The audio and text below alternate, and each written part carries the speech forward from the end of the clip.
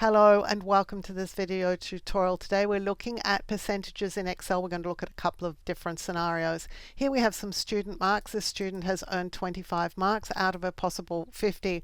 Now just looking at that, we know that's about 50%. It's half.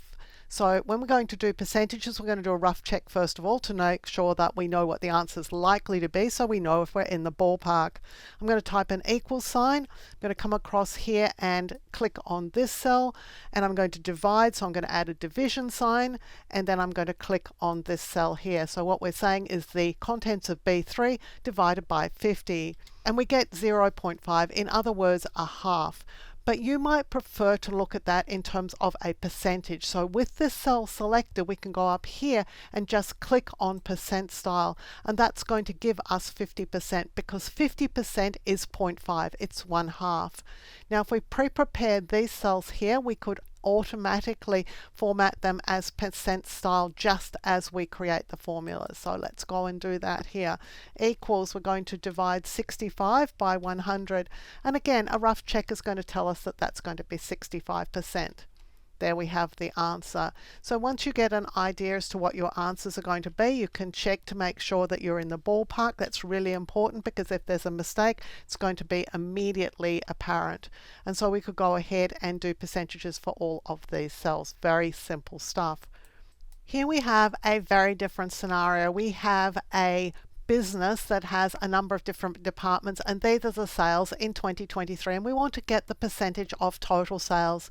Typically in the past, what we would have done is total all of these figures and then made calculations, but Excel has a formula or a function that we can use to do this automatically and very quickly. So we're going to select all the totals, and we're going to this little flyout menu, and we're going down here to totals.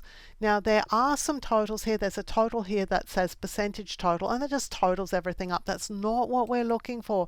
Keep going across, and this is the one you want. You want this percentage total because what it's doing is it's automatically calculating the percentages for you.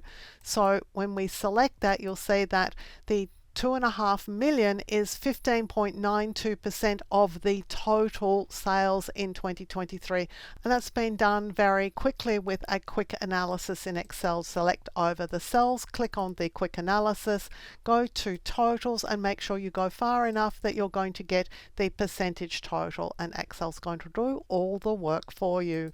When we look in here, you'll see that there is actually a formula here. What it's doing is it's calculating the value here divided by the total of all these values. It's not the world's most impressive formula because they are using a sum here. They don't need to, but they're using it. That's just fine. It's getting us to the end product without having to do really much of the work ourselves at all. If you like carefully researched content like this, clearly presented in a step-by-step format so that you can get great results every time, then you'll love my other YouTube videos. So give this video a thumbs up and click to subscribe to the channel. And on the screen now, you'll see a video that I've handpicked for you to watch next.